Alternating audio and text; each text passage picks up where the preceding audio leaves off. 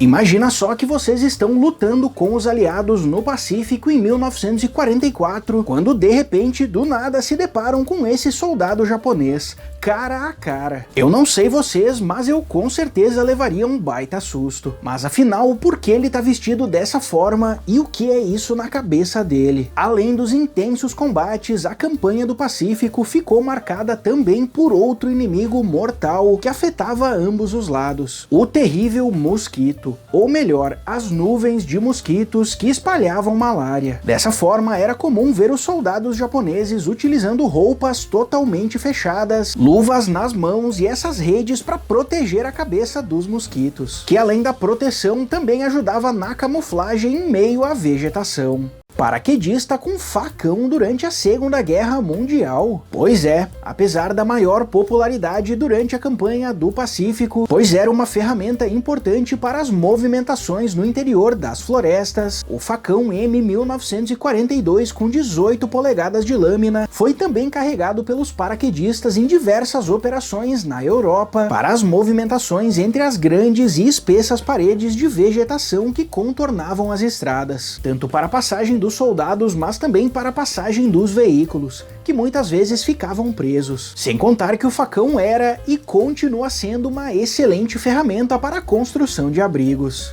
Porque os jipes britânicos tinham as grades frontais cortadas durante a Segunda Guerra Mundial. Quem acompanha as fotos já deve ter percebido que a principal característica dos jipes da SAS na campanha do norte da África é a grade frontal desdentada, mantendo apenas duas barras no meio. Isso era muito importante no calor do deserto e também em combate, porque permitia uma melhor passagem de ar no radiador, um acesso mais rápido a ele para manutenções, também uma importante redução no peso do veículo. E o que pouca gente sabe, essas grades eram retiradas também para que em algumas missões os homens pudessem inserir chapas blindadas para a proteção do radiador. E somente as duas barras do meio eram mantidas para garantir a estruturação do componente.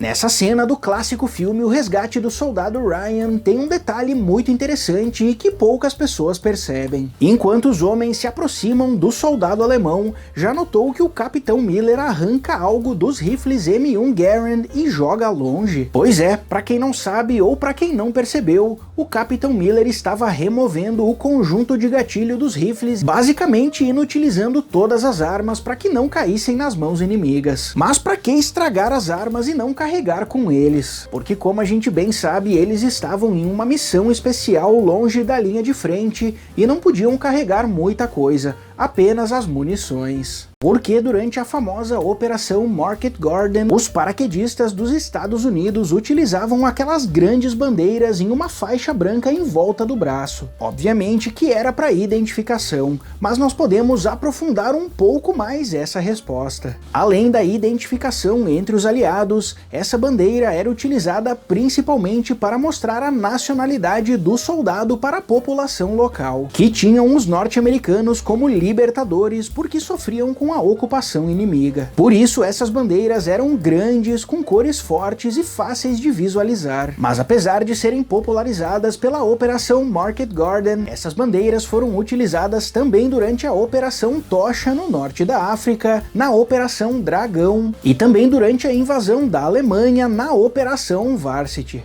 Essa é uma das fotos mais famosas da Segunda Guerra Mundial e um dos retratos do dia D. Mas o que sabemos sobre ela e por que segue tão popular até os dias de hoje? Esse é o registro da visita surpresa do general Dwight Eisenhower, comandante supremo das forças aliadas, à base aérea de Greenham Common, na Inglaterra, no fim do dia 5 de junho de 1944, minutos antes dos paraquedistas embarcarem nos aviões para a primeira fase da invasão do dia D. Eisenhower caminhou entre os paraquedistas já totalmente equipados, desejando boa sorte. E essa famosa foto capturou o momento em que ele conversava com o primeiro-tenente Wallace Strobel, que era líder da Companhia E, já estava com o rosto camuflado e inclusive estava completando 22 anos naquele dia. No momento da foto, Eisenhower perguntava se ele estava preparado para a importante missão, que ele respondeu: sim, senhor.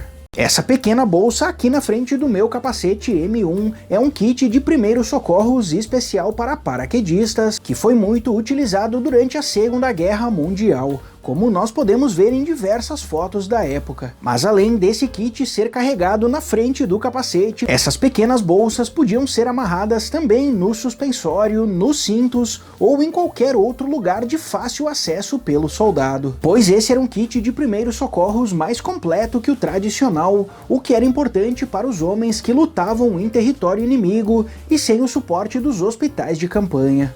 Por que alguns paraquedistas usavam óculos nos capacetes durante a invasão da Normandia no dia D? Mais uma vez, vocês perguntaram e hoje eu vou responder. Durante a Segunda Guerra Mundial, os óculos de proteção, em vários modelos diferentes, eram muito populares entre os soldados, protegendo os olhos contra a entrada de poeira, fumaça e fragmentos em combate. Esses óculos eram mais utilizados pelos motoristas, mas eram sim populares também entre os paraquedistas, tendo em vista que protegiam os olhos do vento e da fumaça durante o salto. Mas somente durante o salto, depois eles eram geralmente descartados. Por que será que no filme Corações de Ferro o personagem Bible sempre dava um grito antes de disparar o canhão? Esse é um detalhe muito interessante do filme que eu tenho certeza que vocês não conhecem. Ao receber a ordem do comandante para disparar, o artilheiro, antes de pressionar o gatilho, sempre gritava "On the way", ou "a caminho" em português, para avisar o seu assistente, o canhoneiro, para ele sair de perto da culatra que era jogada com tudo para trás com o forte recuo do disparo. Esse grito de aviso foi muito importante na guerra e ajudou a evitar muitos acidentes. Não é à toa que em muitos lugares essa tradição é mantida até os dias de hoje.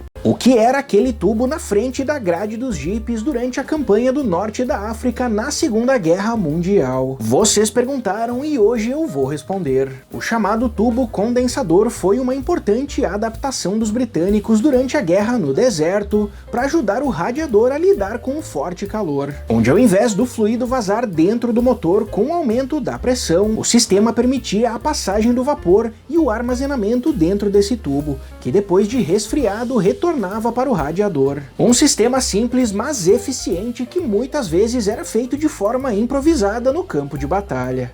Para que serviam aquelas grandes bolsas que alguns paraquedistas carregavam na frente ou do lado do corpo durante a Segunda Guerra Mundial? As chamadas bolsas M1 ou bolsas GP de General Purpose tinham várias funções e, como o próprio nome diz, eram para o uso geral no campo de batalha. Nessa grande bolsa de lona era possível carregar 27 granadas, 20 carregadores de BAR, 24 blocos de TNT, 12 caixas de ração militar e, especialmente, ela foi projetada para encaixar perfeitamente uma lata de munições. Dessa forma, essas bolsas eram importantes para os paraquedistas que chegavam atrás das linhas inimigas e precisavam carregar todos os suprimentos necessários para vários dias dentro das missões.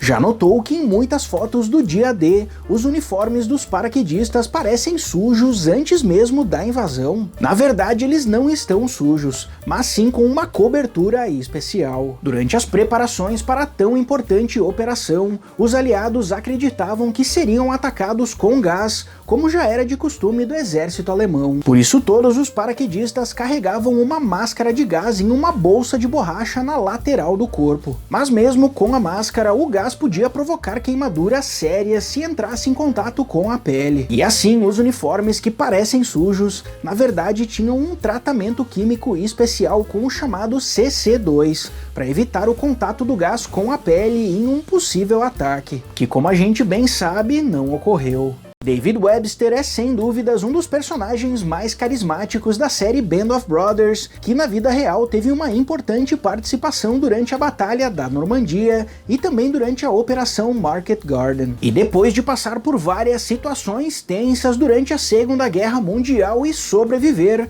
foi depois da guerra que algo bizarro aconteceu. Quando voltou para casa, Webster virou jornalista, escritor e passou a estudar biologia marinha, se tornando um especialista em tubarões. No dia 9 de setembro de 1961, aos 39 anos, ele acordou cedo e saiu para pescar em alto mar sozinho, sua atividade favorita. Porém, nunca mais voltou. Seu barco foi avistado vazio no dia seguinte. Webster desapareceu completamente e nunca foi encontrado. Até hoje, ninguém sabe o que aconteceu. Por que será que em tantas fotos dos treinamentos para o dia D, as insígnias e marcações nos uniformes dos paraquedistas estão pintadas? Quem foi o louco que estragou essas fotos originais da Segunda Guerra Mundial? Na verdade, essa foi uma ordem do próprio governo na época por questões de segurança e estratégia. Como os paraquedistas participariam da primeira fase da invasão do dia D em importantes e decisivas missões, suas informações militares precisavam ser mantidas em sigilo para os casos de vazamentos ou espionagem, o que já era algo muito comum na época. Então, mesmo estragando essas clássicas fotos, essa foi uma importante proteção que ajudou no sucesso da operação.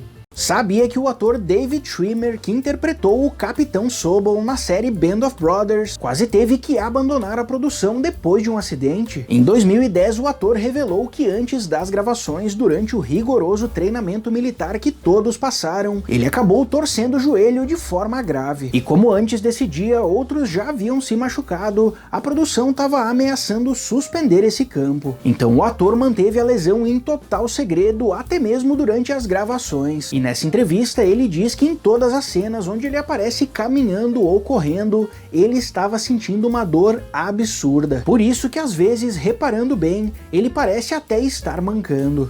Tudo bem, eu já entendi que os paraquedistas saltavam com muitos e muitos quilos em equipamentos distribuídos pelo corpo, especialmente no dia D. Mas será que tinha um limite de peso? E a resposta é: depende do paraquedista. Enquanto a maioria carregava entre 30 e 40 quilos em equipamentos, incluindo armas e munições, o que já exigia uma preparação física muito grande, alguns carregavam um pouco mais, dependendo da missão. E os maiores e mais fortes podiam carregar mais, muito mais, que pela cara desse aí não era algo muito agradável.